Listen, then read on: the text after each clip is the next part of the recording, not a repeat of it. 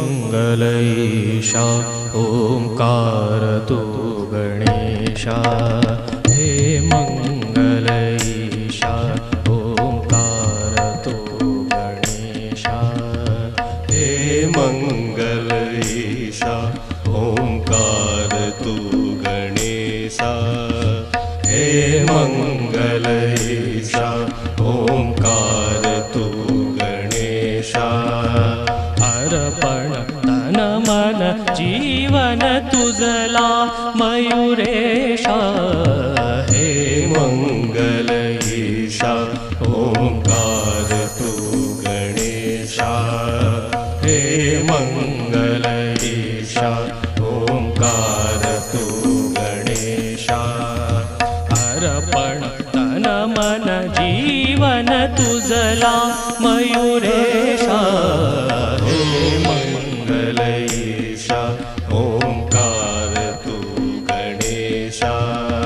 हे मंगल ईशा ओंकार तू गणेशा।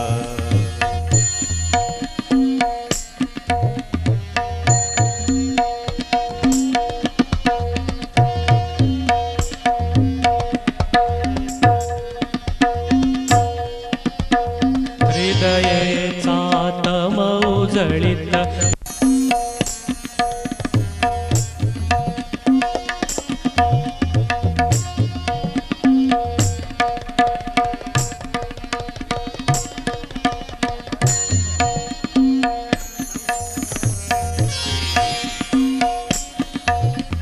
वेदांचे दे अमृत शब्दांचे दे नवनीत। वेदांचे दे अमृत शब्दांचे दे नवनीत।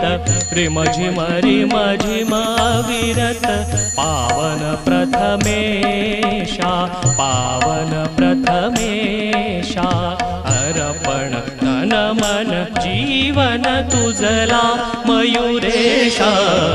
हे मंगल ईशा ओंकार तू गणेशा।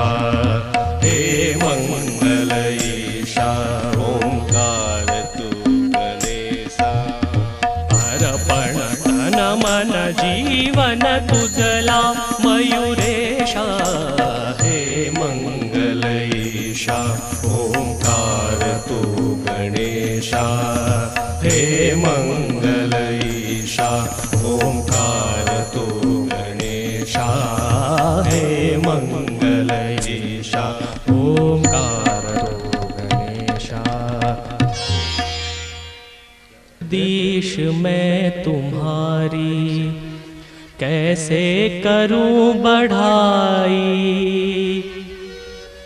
तेरी अपार माया किससे लिखी न जाई। जगदीश मैं तुम्हारे, जगदीश मैं तुम्हारे कैसे करूं बढ़ाई। तेरी अपार माया किससे लिखी न जाए। जगदीश मैं तुम्हारे, जगदीश मैं तुम्हारे।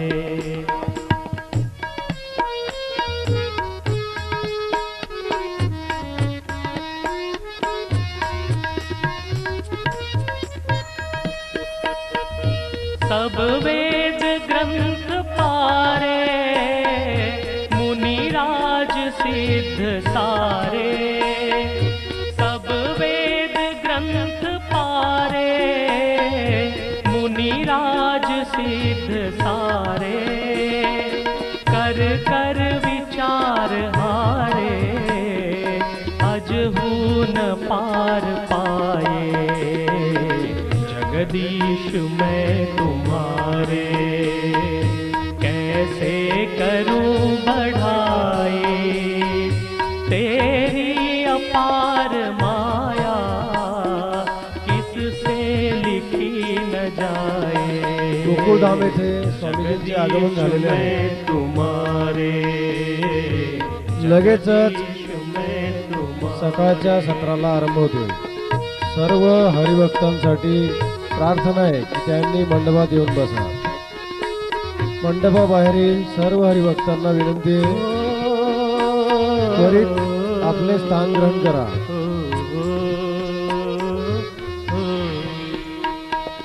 जगदीश मैं तुम्हारे स्वामीजींचे गोकुळधाम येथे सकाळच्या कथासत्रासाठी आगमन झालेले आहे.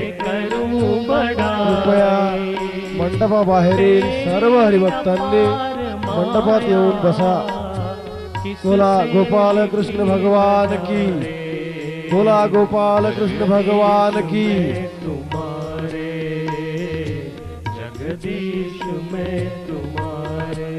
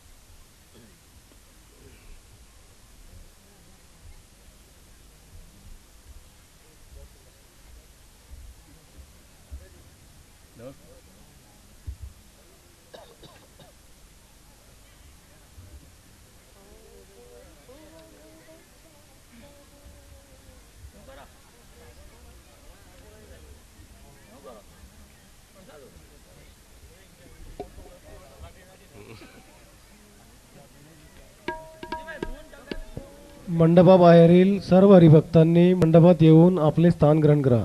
स्वामीजींचे सकाळच्या कथासत्रासाठी गोकुळधाम येथे आगमन झालेले आहे.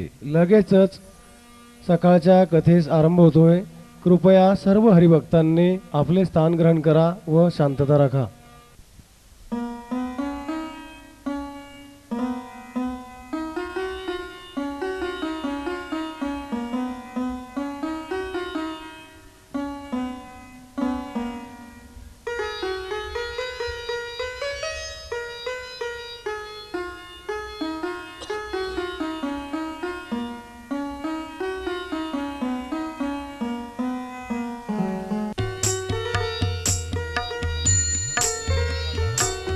जय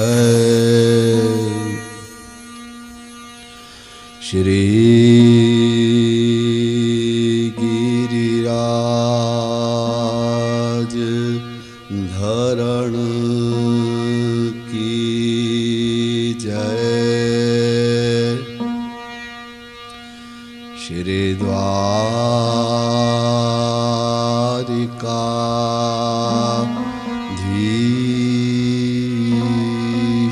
की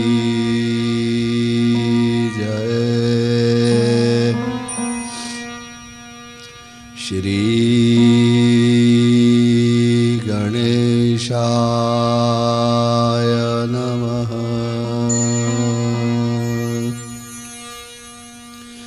श्री मातृपितृभ्यो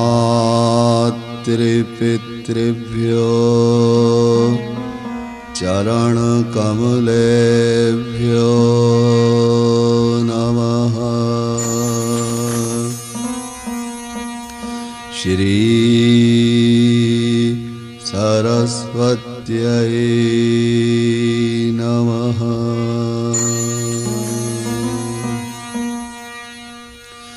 नमो भगवते तुभ्यं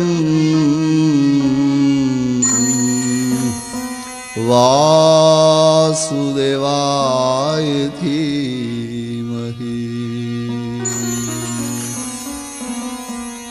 प्रद्युम्नाय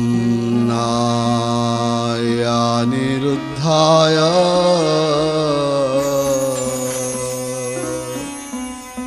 नमः संकर्षणाय च।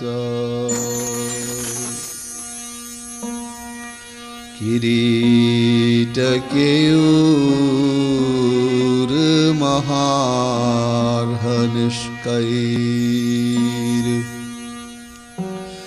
मण्युत्तमालं तु सर्वगात्रम्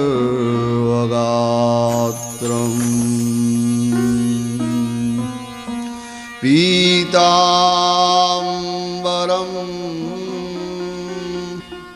काञ्चनचित्रानद्धम्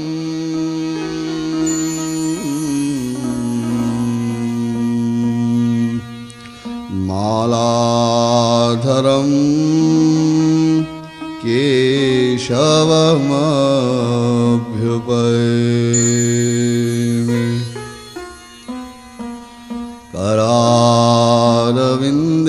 करारविन्देन पदारविन्दम्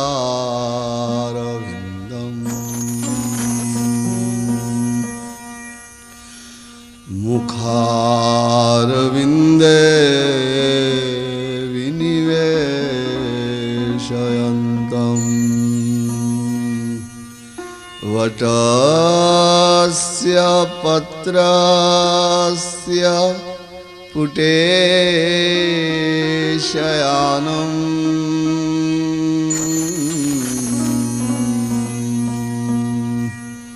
बालं मुकुन्दं मनसा स्मरामि मूकं करोति वाचालं पङ्गुं लङ्घयते गिरिं यत्कृपा तमहं वन्दे परमानन्दमाधवम्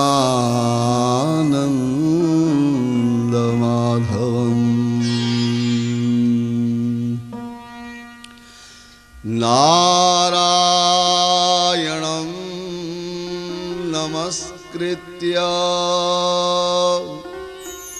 नरं चैव नरोत्तमं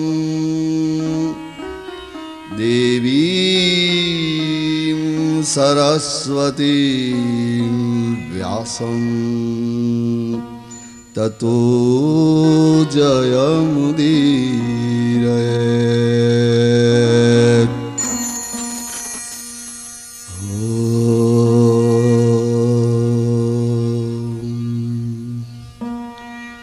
नमो भागवत पुराण पुरुषोत्तमाय नमो वेदव्यास पराशर वाल्मीकि शुकचरण कमलेभ्यो नमः। श्री राम जय जय राम।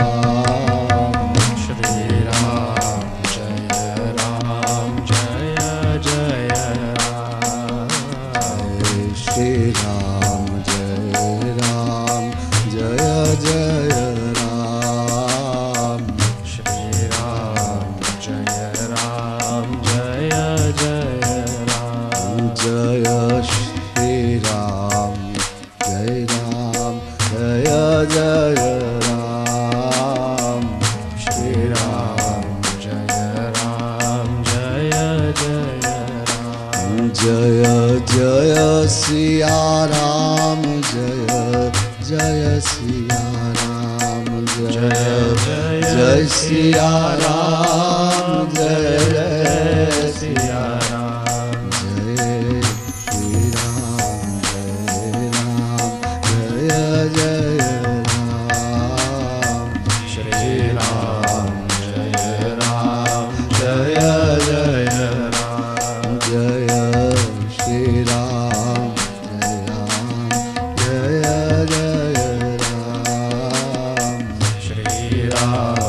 जय जय राम। श्री राम जय जय राम।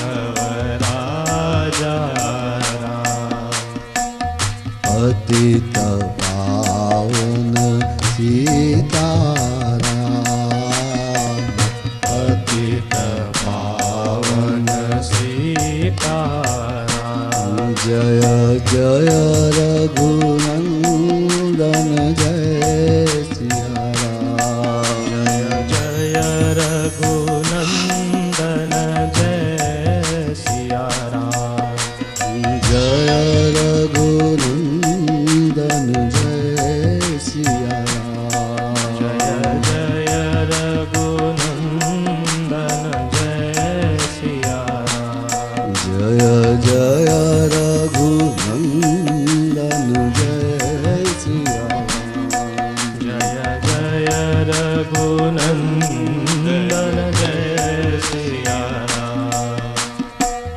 जानकी वल्लभ सीताराम। जानकी वल्लभ सीताराम। कौशल्या के प्यारे राम। कौशल्या के प्यारे राम। कौशल्या के प्यारे राम। कौशल्या के प्यारे राम। दशरथ राज दुलारे राम। दशरथ राज दुलारे राम। श्री राम जय राम जय श्री राम जय राम जय जय राम। जय जय सिया राम जय जय सिया राम। जय सिया राम जय जय सिया राम। श्री राम जय जय राम। श्री राम जय राम जय जय राम। जय सिया राम जय सिया राम। जय सिया राम जय सिया राम।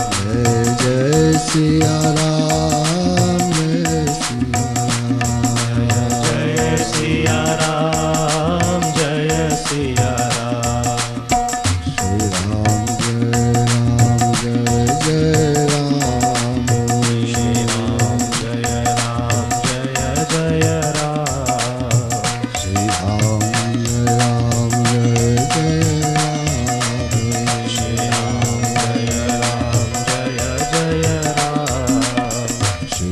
जय राम जय जय राम। जय राम जय जय राम। श्री राम जय राम जय जय राम। श्री राम जय राम जय जय राम। श्री राम जय सिया राम जय सिया राम। जय सिया राम जय सिया राम। श्री राम जय राम जय जय राम। जय राम जय जय राम। श्री राम जय राम जय जय राम। जय राम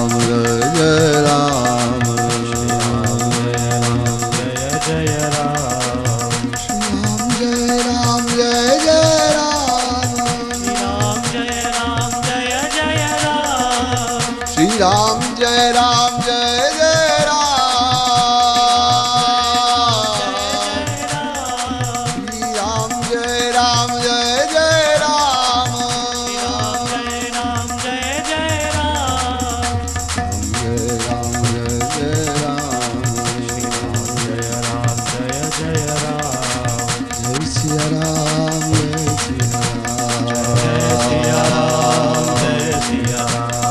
जय सिया राम जय सिया राम। जय सिया राम जय सिया राम। जय सिया राम जय सिया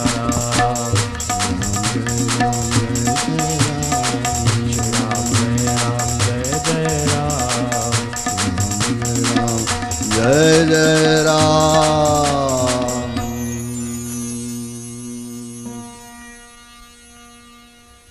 श्री कृष्णचंद्र भगवान की ओम नमः पार्वती पतये हर हर महादेव।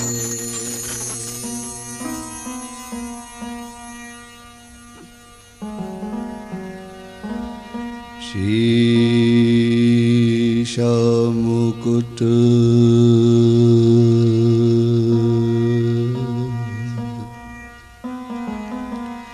शीश मुकुट कटिकांचनी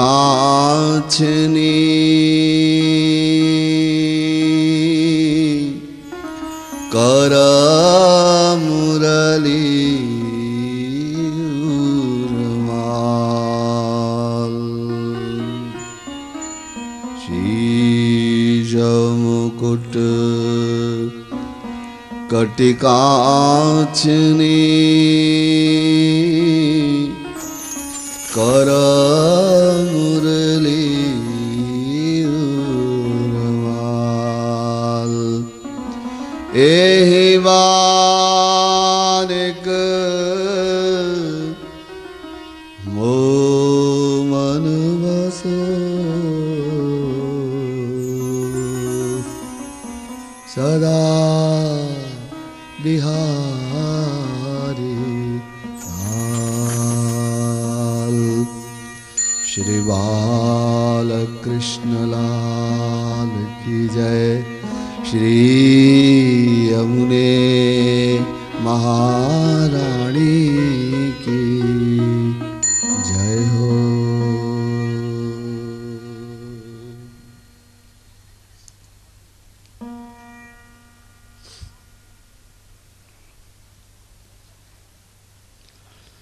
बस भगवत भाव हृदय में आ जाए, इसीलिए हरिगुण गान है।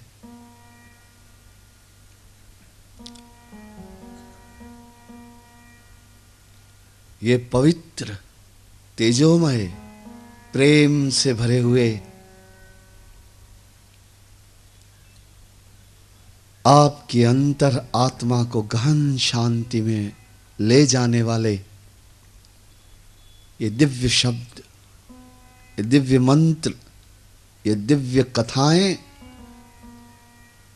इनका हेतु हृदय में भगवान के प्रति भक्ति भाव का उदय हो जाना, यही इनका हेतु है।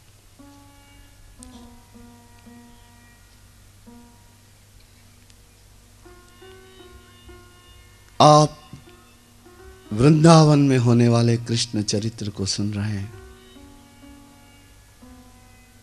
भगवान कृष्ण की 4 मुख्य लीलाएं हैं। पहली लीला तो गोकुल में, दूसरी लीला वृंदावन में, तीसरी लीला मथुरा में और चौथी लीला द्वारिका में। ये 4 भगवान के लीला स्थल हैं, लीला भूमि है। वैसे एक अणु भी तो उस परमात्मा से शून्य नहीं है। यूं तो कुरुक्षेत्र के कृष्ण क्या कम हैं, यूं तो हस्तिनापुर के कृष्ण क्या कम हैं, विदुर के घर जाते हुए कृष्ण ये क्या कम है। लेकिन मुख्य ये 4 लीलाएं हैं। इसमें से गोकुल में जो लीला है बाल लीला है। वहां कृष्ण मां को कहते हैं कि मैया हो तो चंद्र खिलौना लई हो।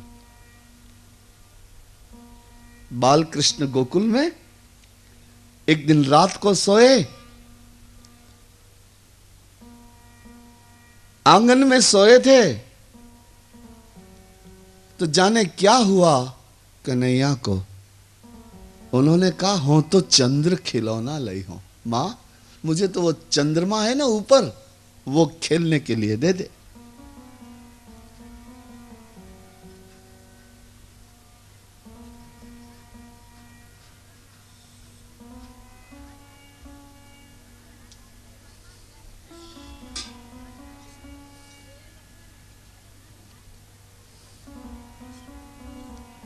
देखिए बालक होते हैं ना, कभी कभी ऐसा हठ करते हैं जो माता पिता उसे पूरा नहीं कर सकते।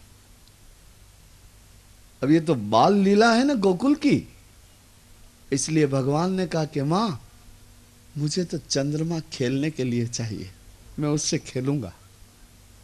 मां ने कहा बेटा चंद्रमा तो वहां ऊपर है, अपन कैसे लाएं उसे, देख न मेरे भी हाथ नहीं जाते, नंद बाबा भी नहीं जा सकते वहां से। तो पलंग से उतर के नीचे धरती पे लौट गए उल्टे, और कहा कि अगर तू मुझे चंद्रमा ला के नहीं देगी तो मैं तेरा पुत्र नहीं हूं, ऐसा कहूंगा लोगों को। मैं नंद का पुत्र हूं ये कहूंगा, यशोदा का पुत्र नहीं हूं, नंद का पुत्र हूं, ऐसे कहूंगा। और गंगा गाय का दूध तेरे हाथ से नहीं पीऊंगा, और तेरे हाथ से अपनी चोटी भी नहीं बनवाऊंगा।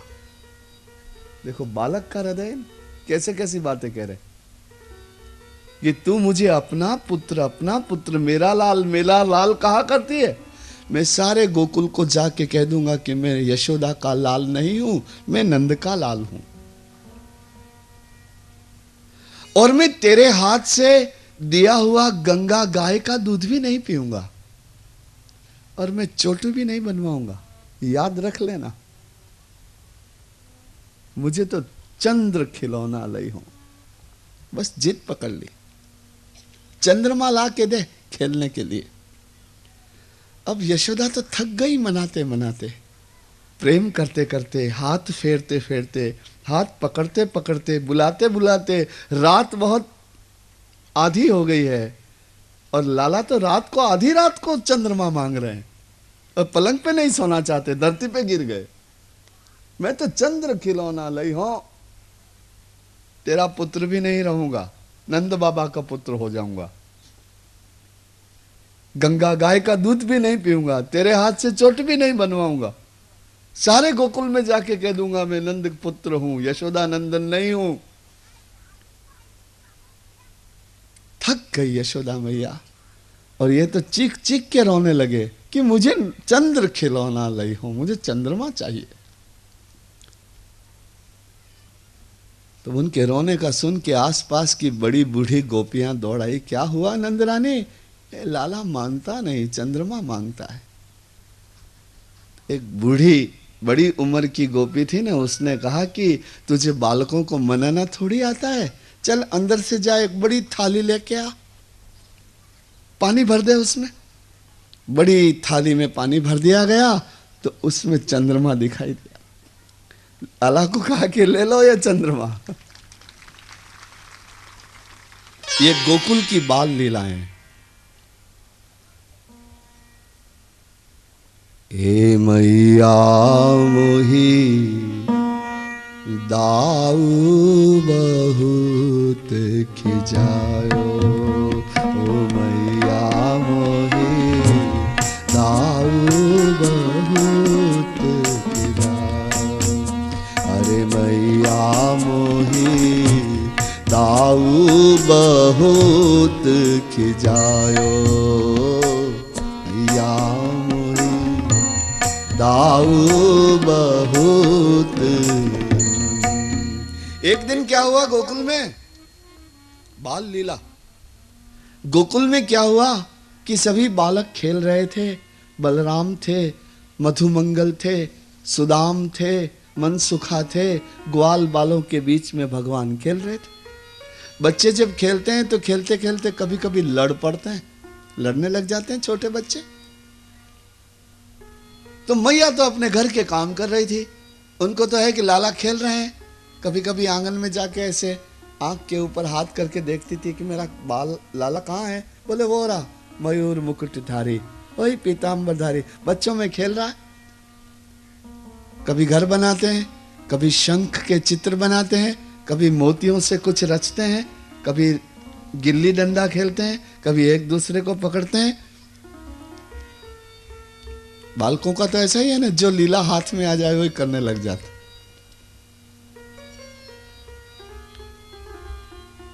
मां बार बार देख लेती है कि हाँ लाला खेल रहे हैं, बलदाऊ जी थोड़े बड़े हैं, साथ में हैं, कोई चिंता नहीं, सभी ग्वाल बाल यही हैं, आंगन में हैं।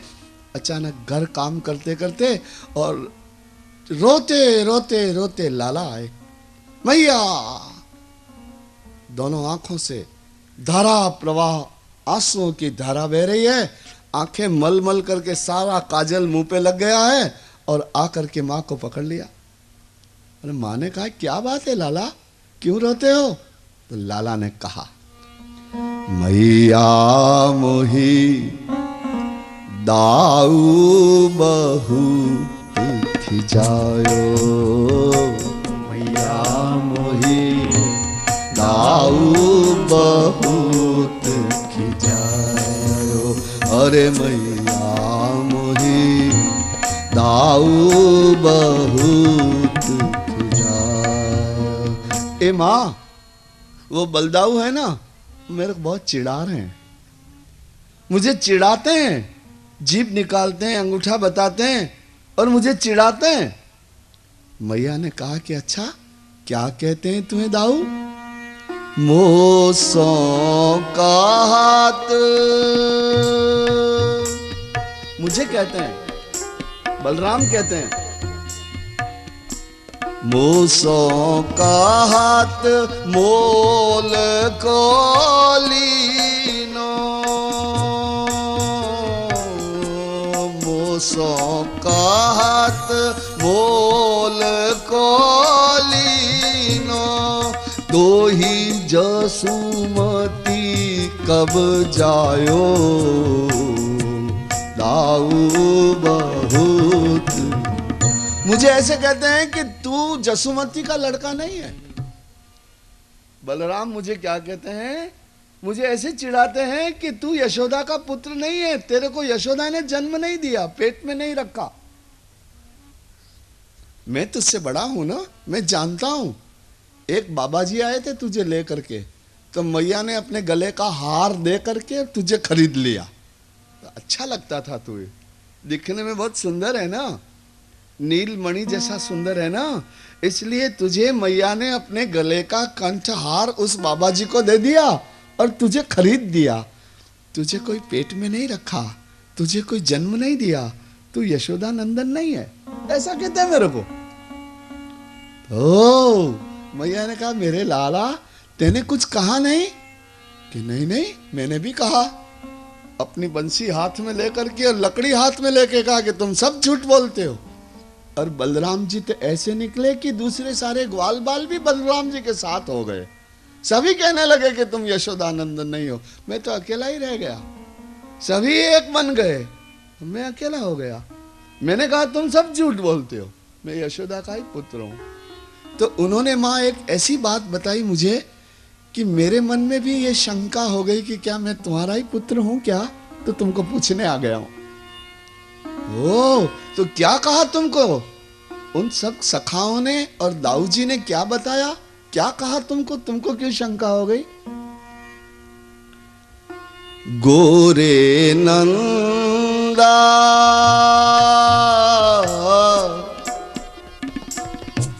गोरे नंदा यशोदा गोरी,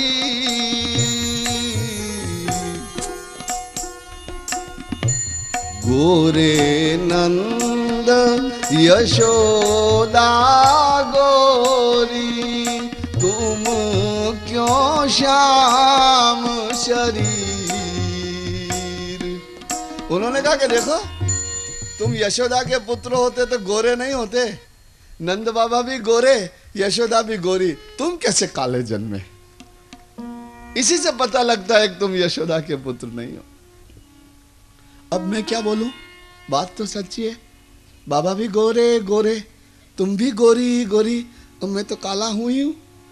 अब मैं क्या बोलूं? तो मैया मैं तुमको पूछने आया हूं। सब जब मैं चुप हो गया, क्योंकि बात सच्ची थी, सच्ची बात होती तो चुप हो जाना पड़ता है। मैं चुप हो गया, मैं चुप हो गया तो सभी चुटकी बजाने लगे, तालियां बजाने लगे, हंसने लगे और मेरी हंसी उड़ाने लगे, मुझे सब चिढ़ाने लगे। माँ बताओ, मैं किसका पुत्र हूँ? क्या तुमने सचमुच मुझे खरीदा था? क्या तुमने मुझे अपने पेट में नहीं रखा? क्या तुमने मुझे जन्म नहीं दिया?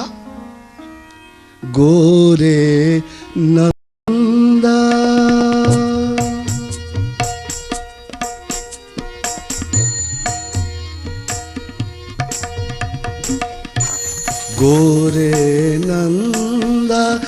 यशोदा गोरी, गोरे नंद यशोदा गोरी, तुम क्यों श्याम शरीर, चुटकी दई दई हसत ग्वाल सब, चुटकी दई दई हसत ग्वाल सब, सीखे देत बलवीर, दाऊ बहुत खिंचायो, आई भैया मोरे दाऊ बहुत। सभी हंस रहे हैं, बताओ मैं किसका पुत्र हूं? मुझे भी शंका हो रही है, क्योंकि मैं काला तो हूं ही, और तुम गोरे, नंद बाबा गोरी गोरे, आप गोरी, मैं काला क्यों हो गया हूं? मैं गोरा होता तो कह तो सकता था कि मैं यशोदा का पुत्र हूं, मैं काला कैसे हो गया? ए मैया तुम सच बताओ मैं किसका पुत्र हूं? माता की आंख में प्रेम के आंसू भर आए, अपने लाल को उसने अपनी छाती से कस के दबाया, उठा करके गौशाला में ले गई और गायों के ऊपर हाथ रख के कहा कि यशोदा ने कहा लाला को कि लाला, इन गायों के कसम खा के कहती हूं तू ही मेरा पुत्र है और मैं ही तेरी मां हूं।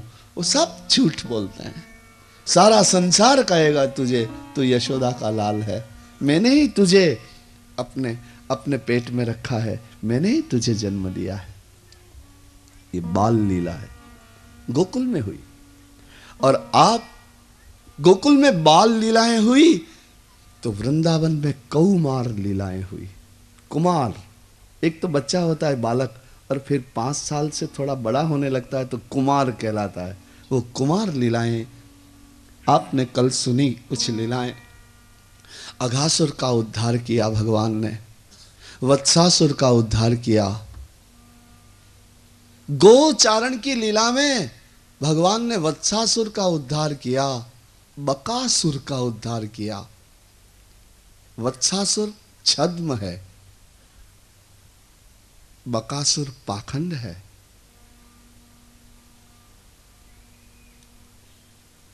ब्रह्मा का मोह भंग कर दिया भगवान ने। वो नंदनंदन छोटे से 4-5 वर्ष के, उन्होंने ब्रह्मा को दिखाया कि देख मेरा सृजन देख। तू सृजन करते हो, तुम सृष्टि की रचना करते हो, मेरे गोप ग्वालों और वत्स को तुम मोह में डाल देते हो, निद्रा में सुला देते हो। लेकिन देखो तुम्हारा सृजन करने के लिए तो तुम्हें तत्वों की और पंचमहाभूतों की जरूरत होती है, लेकिन मुझे मेरा सृजन करने के लिए दूसरे किन्हीं तत्वों की जरूरत नहीं होती है। भगवान ने अनंत अनंत रूप ब्रह्मा को दिखा दिए। इस तरह मेरे वृंदावन में वृंदावन में भगवान की यह सारी लीलाएं वृंदावन में चल रही हैं। असुरों का उद्धार करते हैं भगवान। वृंदावन का अर्थ है भक्ति का वन, जहां एकांतिक भक्ति की जा सके, यह वृंदावन का अर्थ है। तो देखिए, जब व्यक्ति एकांतिक भक्ति करता है तभी उसके ये मनोविकार, ये आसुरी वृत्तियां मरने लगती हैं। इसलिए वृंदावन में अनेक असुरों का उद्धार हुआ है, क्योंकि जब तुम भगवान से प्रेम करोगे तभी तो तुम्हारी सात्विक वृत्तियां उभरेंगी। नहीं तो तुम्हें खुद को पता नहीं है कि तुम्हारे अंदर कितना पाप भरा हुआ है, देख ही नहीं सकते। तुम्हारे पास आंखें कहां हैं? चश्मा लगा के देखो तो भी नहीं दिखाई देंगी, क्योंकि आप अपने मन को पढ़ना कोई आसान बात है? कोई जैसे तैसे? कितने तो हम, और कितनी हमारी शक्तियां, और कितनी हमारी बुद्धि। हम अपने आप को कितना चतुर और कितना बुद्धिमान और कितना कलाकार समझते हैं, लेकिन यही हमारी अज्ञानता है। हमारे पास कोई बुद्धि नहीं है। बुद्धि तो वह होती है जो हरि को देखती है। व्यवसायात्मिका बुद्धि रे के हक कुरु नंदन, बहुशाखायनंताश्च बुद्धयो व्यवसायिनाम। व्यवसायात्मिका बुद्धि ही एकेह कुरुनंदन। तो तीव्र बुद्धि तो वही है जो तत्व को जान ले, जीवन को जान ले, आत्म तत्व को जान ले, संसार को जान ले, शुभ अशुभ को जान ले, पाप पुण्य को जान ले, मान अपमान को जान ले, ऊंच नीच समझ ले, हानि लाभ जान ले, कर्तव्य अकर्तव्य जान ले, धर्म अधर्म जान ले, उसका नाम बुद्धि है। हम तो अपनी बुद्धि से अपना ही तो स्वार्थ सिद्ध करने में लगे हुए हैं, दूसरा क्या करते हैं हम। इसलिए हम बुद्धिमान नहीं हैं, हम स्वार्थ से अंधे हैं। हम ऐसा सोचते हैं कि हम बुद्धि से कर रहे हैं, लेकिन शास्त्र कहता है कि तुम अंधे होकर दौड़ रहे हो। तो अंधा आदमी दौड़ेगा तो क्या होगा? कल्पना तो कर सकते हो, सोच तो सकते हो। अंधा बेचारा, अंधा तो लकड़ी रखता है, पहले लकड़ी से देखता है, वो आंख से नहीं देखता। पहले लकड़ी ऐसे ऐसे करता है, कहाँ चढ़ने का है, कहाँ उतरने का है। लकड़ी उसकी छोटी मोटी आंख है। लेकिन अगर अंधा दौड़ने लगे तो क्या होगा? कहीं टकराएगा, कहीं गिरेगा, कहीं खड्डे में पड़ेगा। तो हम ऐसे हैं, स्वार्थ से अंध, लोभ से अंधे, स्वार्थ के अंधे, मोह ममता के अंधे, काम के अंधे, क्रोध के अंधे, ऐसे ही होते हैं हम। बुद्धि तो वह है जो भगवान को पहचान लेती है। और देखिए ना, ब्रह्मादिक देवता भी नहीं पहचान पाते। तेने ब्रह्म हृदय आदि कवये मुह्यन्ति यत् सूरयः। देवगण भी मोह पा जाते हैं भगवान के।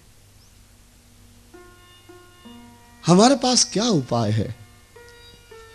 हमारे पास यही उपाय है कि हम अपने आप को एकांत बनाएं, हम अपने आप को मानसिक रूप से इस संसार से अलग करें और हम अपने भीतर भगवान का प्रेम विकसित करें। हमारे भीतर एक वृंदावन बन जाए तो वहाँ हमारी ये आसुरी वृत्तियाँ मरेंगी, इनका उद्धार होगा, वृत्तियाँ बदल जाएंगी। भगवान ने ब्रह्मा का मोह दूर किया और नारायण फिर एक दिन क्या हुआ कि ये ग्वाल बाल सारे शुकदेव मुनि कहते हैं, ये ग्वाल बाल गायों को लेकर ग्वाल बालों के साथ भगवान वृंदावन में गए। गायें चरने लगी, बाल ग्वाल बाल खेलने लगे, भगवान भी खेलने लगे। खेलते खेलते एक बालक ने कहा, एक ग्वाल ने कहा, ये लाला एक बात आपको कहते हैं। बोले कहिए। कि यहाँ एक बहुत सुंदर वन है। अच्छा, कौन सा वन है यहाँ पर? बोले यहाँ ताड़ वन है। अच्छा, वहाँ क्या है? बोले उस वन में खजूर लगते हैं, बहुत सारे खजूर के पेड़ हैं और इतने मीठे और इतने बड़े बड़े खजूर लगते हैं, हमें तो वही खाने हैं लाला। तो लाला ने कहा चलो अपन खाते हैं। तो सखा ने कहा कि नहीं नहीं, खा नहीं सकते, क्योंकि वहां एक धेनुकासुर नाम का असुर रहता है जिसका नाम धेनुक है। वो अपने परिवार के साथ रहता है, गर्दभ का रूप है उसका, गधा है वह, गर्दभ स्वरूप वाला है, बड़ा बलिष्ठ है, बड़ा बलवान है, उसकी आंखें बड़ी भयंकर हैं, बड़ा शक्तिशाली है, अपने परिवार के साथ रहता है। वो क्या करता है कि किसी को नहीं खाने देता, जो कोई उस वन में जाता है उसको मारता है, खुद तो खाता है लेकिन दूसरों को नहीं खाने देता। और इतने अधिक खजूर लगते हैं वहां पर कि बहुत से लोग खा सकते हैं। वो तो खाता है खजूर, लेकिन जो दूसरे हैं वो सड़ जाते हैं, बिगड़ जाते हैं, मिट्टी में मिल जाते हैं, लेकिन वो किसी को नहीं खाने देता, खुद ही खाता है जितने खाया जाता है उसके परिवार के साथ। ध्यान दीजिएगा,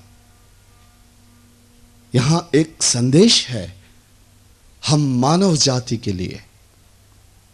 इस कथा में एक संदेश है, एक उपदेश है मानव जाति के लिए।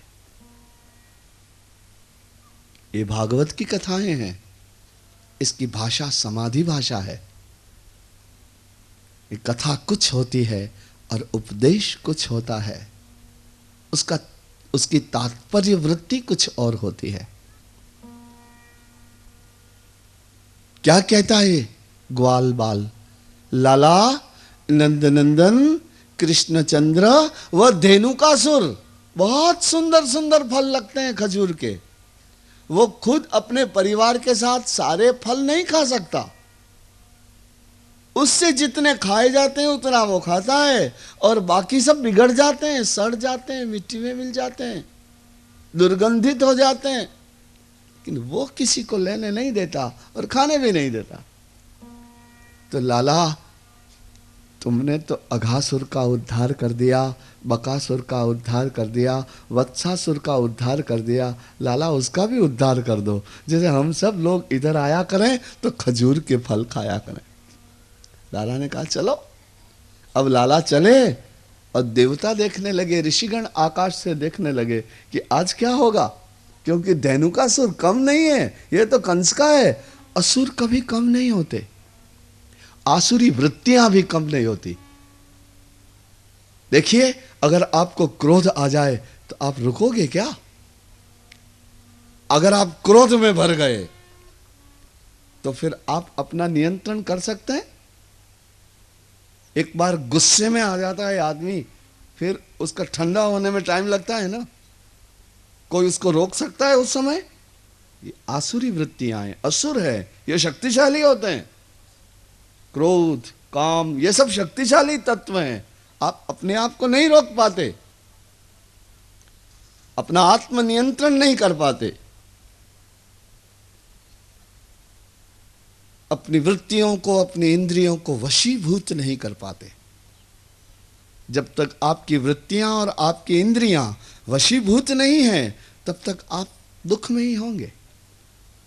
आपको चिर शांति नहीं मिल सकती, आपको सघन और अनंत असीम शांति नहीं मिल सकती। लाला ने कहा कि चलो। गए, देवता सब देखने लगे, और नारायण वहां थोड़ा उस धेनुकासुर के साथ में थोड़ा युद्ध किया, क्योंकि वो मारने आता था तो भगवान इधर हो जाते थे, वो इधर आता था तो वो उधर चले जाते थे। ये किसी के हाथ में आते हैं क्या? योगियों के हाथ में नहीं आते तो असुरों के हाथ में कैसे आएंगे? अब थोड़ी देर तक तो उसको दौड़ाते रहे, इधर से इधर, इधर से इधर। हर बार चूक जाता था। वो गधा था, गर्दभ था, बलवान था, भयंकर था, असुर था, शक्तिशाली था, लेकिन वो जब कृष्ण के पास आता चूक जाता, क्योंकि वहां होते ही नहीं, लाला उधर चले जाते, क्योंकि वो तो विद्युत चल हैं, बिजली जैसे हैं। ऐसे ही भगवान मेरे, उनको कैसे पकड़ा जा सकता है? तो थक गया थोड़ी देर में। धेनुक नाम था उसका, धेनुक, धेनुकासुर थक गया। जब वो थक गया तो जरा अवसर देख करके भगवान ने उसे पीछे के पांवों से पकड़ लिया। अब उसके पीछे के दोनों पांव जब पकड़ में आ गए भगवान के, तो घबराने लगा ना, क्या करेगा? छुड़ाने की कोशिश करने लगा। आप जानते हैं गधे के पीछे के पांव ही ज्यादा बलवान होते हैं। गधा कभी आगे से आक्रमण नहीं करता। तो पीछे के ही पांव पकड़ लिए भगवान ने उसके, और वो छुड़ाने की कोशिश करने लगा। तब तक पकड़ करके उसको थोड़ा उठा करके, उनको तो घुमाने की आदत है ना, चक्रधर हैं वे, अपना चक्र घुमाया करते हैं, इसलिए उन्होंने तो उसको चक्र की तरह घुमाया, और उन्हीं ताड़ वृक्षों में से एक बड़े वृक्ष के ऊपर जोर से मारा, तो उसके मुंह से रुधिर निकलने लगा। और थोड़ी देर तक तो उसकी आंखें ऐसे वैसे हुई, थोड़ी सी उसकी श्वासें चली, और फिर वो निढाल उसके प्राण निकल गए। देवताओं ने पुष्पों की वृष्टि की, सारा गगन मंडल कृष्ण परमात्मा की जय जयकार से भर गया। जय जय श्री कृष्ण वासुदेव। इस तरह से उस धेनुकासुर का उद्धार किया वृंदावन में। एक कथा का धेनुकासुर तो यहाँ इसका तो उद्धार हो गया, लेकिन मेरे और तुम्हारे हृदय में भी एक धेनुक रहता है, उसका नाम लोभ है। लोभ क्या होता है कि खुद नहीं खा सकता, इतनी संपत्ति इकट्ठी करता है, लेकिन दूसरे को भी नहीं खाने देता। लोभ क्या करता है? ये श्रीमंत लोग क्या करते हैं? इनके इतने सारे घर, इतनी सारी जमीनें, इतना सारा पैसा, इतना सारा सोना, ये सब क्या खा सकते हैं वे? क्या नहीं खा सकते, तो फिर दूसरे को भी नहीं खाने देते वे। ये धेनुकासुर की वृत्ति है, क्योंकि इससे व्यक्तिगत कुछ लाभ नहीं है। इस वृत्ति से ये लोभ ही है, ये असुर है। ये तुम्हारे चित्त का अधिकार ले लेता है और तुम्हारे चित्त को अवसर ही नहीं देता भगवत भजन का। लोभ है ये लोभ है, ये महाअसुर है। ये तुम्हारे सारे जीवन को प्रभावित कर देता। तुम उठते जागते यही सोच सकते हो, दूसरा कुछ नहीं। मरते दम तक यही बात रहेगी, दूसरा कुछ नहीं। ऐसा हुआ कि अब मेरी बड़ी बहन है, तो वो मेरे जीजाजी थे ना, उनकी एक जगह पर उनकी पोस्टिंग थी। वो राजकीय कलेक्टरी में थे मेरे जीजाजी, तो उनकी एक जगह पोस्टिंग थी। तो अब जो बार बार ये जो सरकारी कर्मचारी होते हैं ना, इनके तो बार बार बदलियां होती रहती हैं बेचारे। कभी 2-4 साल इस गांव में रहे, 2-4 साल उस गांव में रहे, 2-4 साल उस गांव में रहे। तो वहाँ मेरी पोस्टिंग थी मेरे जीजाजी की। मैं उनसे मिलने गया, 10वीं-12वीं कक्षा में पढ़ता था।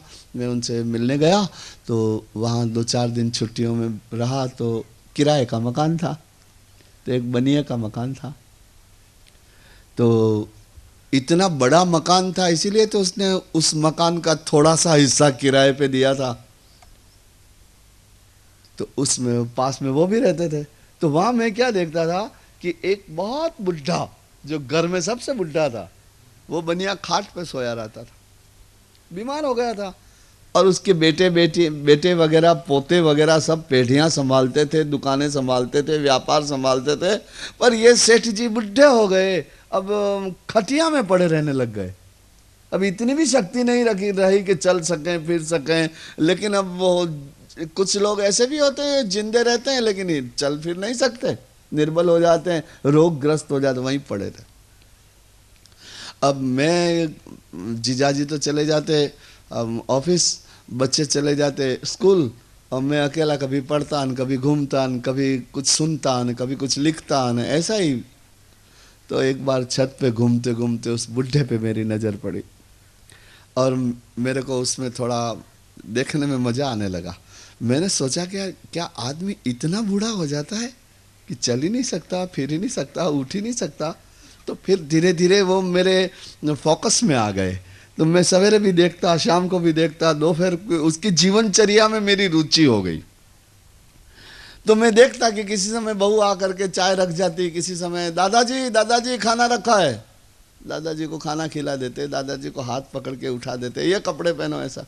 लेकिन अब वो पड़े पड़े उस बुढ़े के खाट के नीचे 3-4 डिब्बे थे, और एक डिब्बे के अंदर 1-1 रुपए के सिक्के थे, दूसरे डिब्बे के अंदर 50-50 पैसे के सिक्के थे, तीसरे डिब्बे के अंदर 25-25 पैसे के सिक्के थे। तो बुढ़ा दोपहर को क्या करता, भोजन करके तो सो जाता, और फिर जब उठता तो वो तीनों डब्बे निकालता, और निकाल कर अपने खाट के ऊपर तीनों को मिला देता, और फिर खाली 3 डिब्बे रखता, और रुपये वाले डिब्बे में रुपया, 50 पैसे वाले डिब्बे में 50 पैसा, 25 पैसे वाले डिब्बे में 25 पैसा, वो सारे के सारे वापस भरता और डिब्बे ढक करके नीचे रख देता। 5-6 बज जाती इस काम में उसको। ये लोभ वृत्ति है।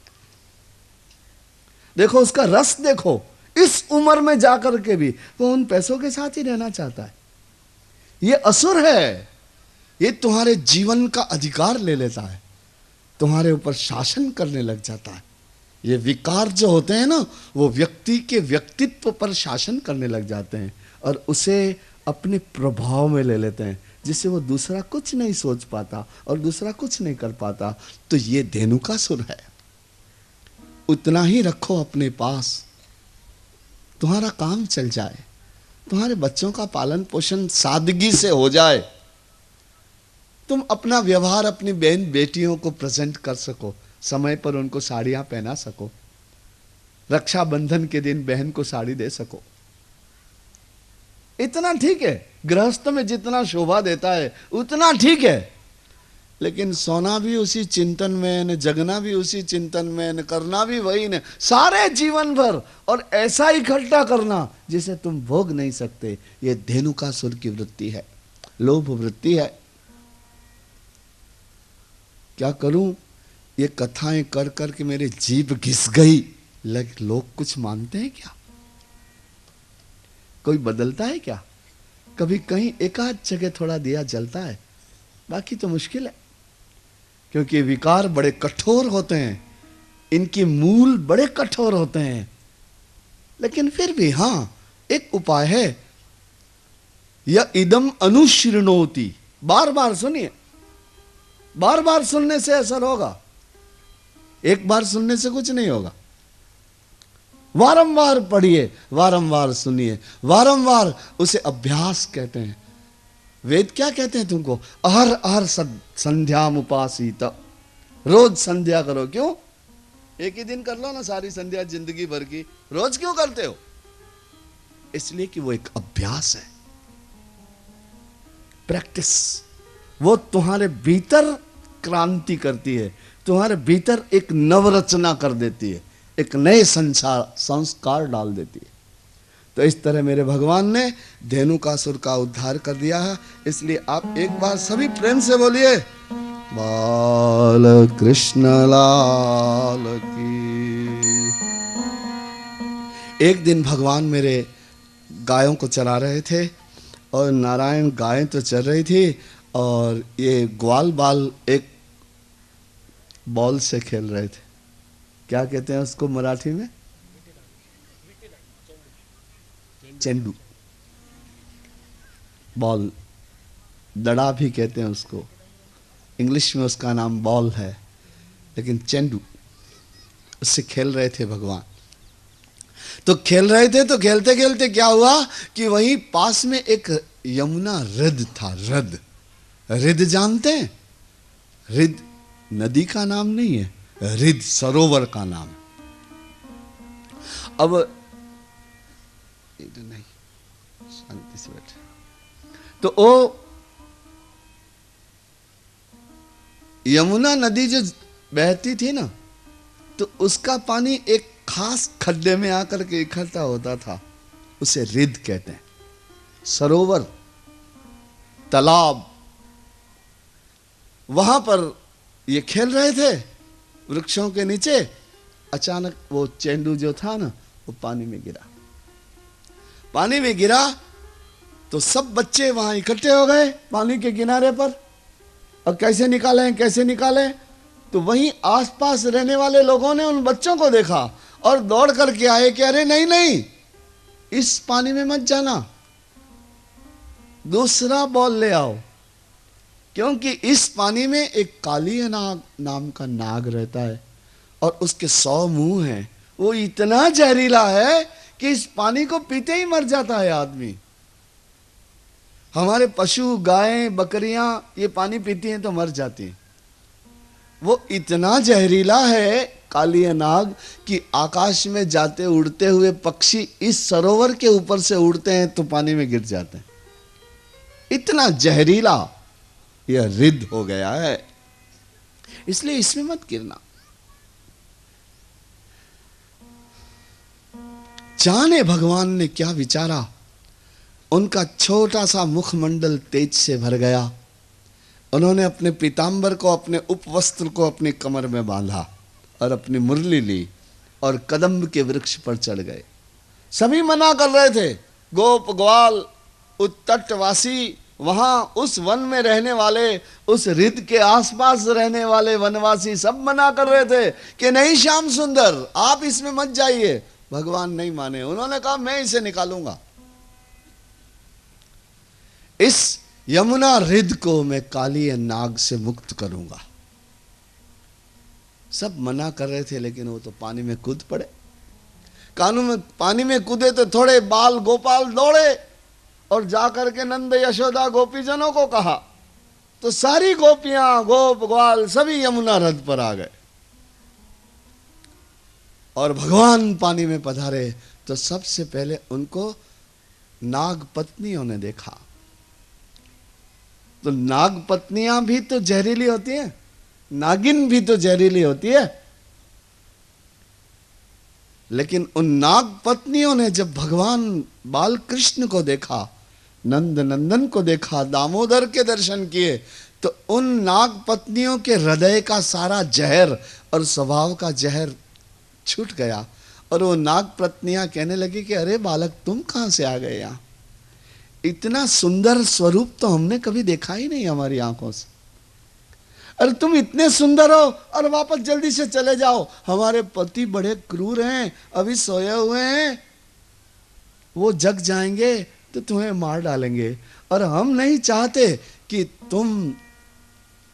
तुम्हारा यह स्वरूप खो बैठो, क्योंकि जिस तुम्हारे सौंदर्य ने, तुम्हारे मुखमंडल के दर्शन ने हमारे हृदय का सारा विष समाप्त कर दिया, वो दर्शन जगत में सबको होते रहें, वो स्वरूप हमेशा ही अखंड अविनाशी बन जाए।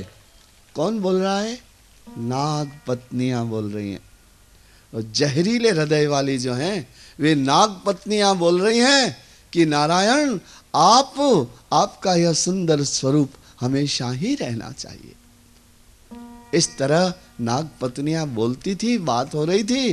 तो उन कान कुंवर ने कहा कि देखो, मैं यूं ही थोड़ी आया हूं, मैं तो मेरा चेंडू लेने आया हूं, यहीं गिरा है, वो मैं लूंगा तभी जाऊंगा यहां से। और ये नाग पत्नियां कह रही थी कि इतने पानी में कहां तुम्हारा बॉल ढूंढेंगे, कहां तुम्हारी दड़ी ढूंढेंगे भैया, अरे तुम जल्दी चले जाओ, वो जग जाएगा तो तुमको मार डालेगा।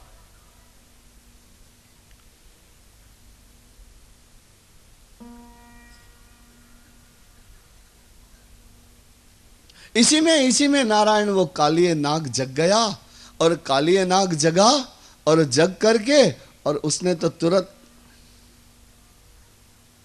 क्यों व्यवधान डालते हो, दूसरों को सुनने दो, बैठो शांति से बैठो, और कोई तकलीफ हो तो पीछे बैठ जाओ। तो नारायण वो कालिये नाग जग गया और आकर के उसने कृष्ण परमात्मा को अपने अपने अपने शरीर में बांध लिया। भगवान थोड़ी देर बंधे रहे और सभी ने वहां देखा, तट पर खड़े हुए चीख उठे, सभी हल्ला करने लगे कि अब हमें यह नंद नंदन के कभी दर्शन नहीं होंगे। सखा सब चित्कार कर उठे। यशोदा मैया तो रोते रोते बेहाल हो गई। बूढ़े नंद बाबा की आंखें भर आई, एक वृक्ष को का सहारा लेकर के खड़े हो गए। ग्वाल बाल रोने लगे, हाय हाय मच गई। लेकिन भगवान ने तो उसी क्षण अपने आप को उस कालिये नाग की पकड़ से मुक्त किया और मुक्त करके उसके सिर पर चढ़ गए। उसके तो 100 सिर थे। अब एक सिर के ऊपर अगर वो खड़े होते हैं तो दूसरे 99, तो जो 99 में से सबसे आगे आता उसी पर कूद जाते। उनके 100 मुख से सबसे पहले जो आगे आता वही जैसे बिजली चमकती है वैसे नाचने लगे। उसने अपनी पूंछ उठाई तो एक हाथ से पूंछ पकड़ ली और उस कालिये नाग के 100 मस्तक पर भगवान नाचने लगे। देवता आकाश में इकट्ठे हो गए, देवियां, ऋषिगण, गंधर्व, किन्नर, किम पुरुष सभी आकाश में भगवान की इस महान लीला के दर्शन करने लगे। और भगवान उस काली नाग के 100 मस्तक पर नाचने लगे और तट पर खड़े हुए लोगों के लिए बांसुरी भी बजाने लगे। देवता भी सुनो और तुम भी सुनो, क्योंकि जब तक बांसुरी बजती रहती है तब तक तो कान कुंवर है ही। ये बांसुरी आश्वासन था। वो बांसुरी भी बजाने लगे और नाचने भी लगे। देखिए कैसे नाचे वे। मैंने एक दिन आपको कहा था ना कि मेरे कृष्ण पूर्ण परब्रह्म परमात्मा है, तो उनका नृत्य भी पूर्ण है। आप उनके नृत्य को देखिए, यहां एक मंत्र में उसका वर्णन है। यद यच्छिरो न नमतेंग शतैक शीर्षणा तन तन ममर्द खलदंडधरो घ्रिपातै यद यद शिरो न नमतेंग शतैक शीर्षणा तन तन ममर्द खलदंडधरो घ्रिपातै। उस 100 सिरों में से जो आगे आ जाता उसी पर नाचने लग जाता। और वो दिखते तो छोटे से, अति कोमल सुकुमार, छोटे से तो थे, 3, 3.5, 4 वर्ष के, बड़े सुकुमार दिखते थे। लेकिन वो जैसे दिखते हैं वैसे तो वो है ही नहीं। उनके श्री चरणों में तो विश्व का भार था। वो कोमल दिखने वाले चरणों का वजन विश्व का वजन था, क्योंकि वे तो विश्व रूप है ना। तो यद यद शिरो न नमतेंग शतैक शीर्षणा तन तन ममर्द खलदंडधरो घ्रिपातै। अंघ्रिपातै, चरणों के प्रहार से, उनके चरण कमलों के प्रहार से उन्होंने एक एक सिर पर नाचने लगे वे। ममर्द, उनके नाचने से वो उसके मुंह सारे के सारे मर्दन होने लगे, टूटने लगे, उसके दांत गिरने लगे, उसके मुंह से खून निकलने लगा। वो अपनी सारी शक्ति लगा करके मुंह आगे करता, लेकिन उसके ऊपर नाचने लग जाते। लगते थे सुकुमार, पर उनके चरणों में तो खलदंड धर हैं वे। भगवान का क्या नाम है? जरा कान खोल करके सुन लीजिएगा। उनका एक नाम है खलदंडधर। तो दुष्टों को बराबर दंड देते हैं वो, क्योंकि दुष्ट जब मानता ही नहीं, ग्रंथ ही नहीं सुनता, संत समागम नहीं करता, सदाचार का आचरण नहीं करता, धर्म का पालन नहीं करता, सबकी उपेक्षा करता है, तो फिर वो खलदंडधर है। उनके दंड से नहीं बच पाता, फिर वो तो उसका मर्दन हो जाता है। यद यद शिरो, इको आपो छो, यद यद शिरो न नमतेंग शतैक शीर्षणा तन तन ममर्द खलदंडधरो घ्रिपातै। क्षीणायुषो भ्रमत उल्बणमास्यतोऽसृका नस्तो वमन् परमकश्मलमापनागः।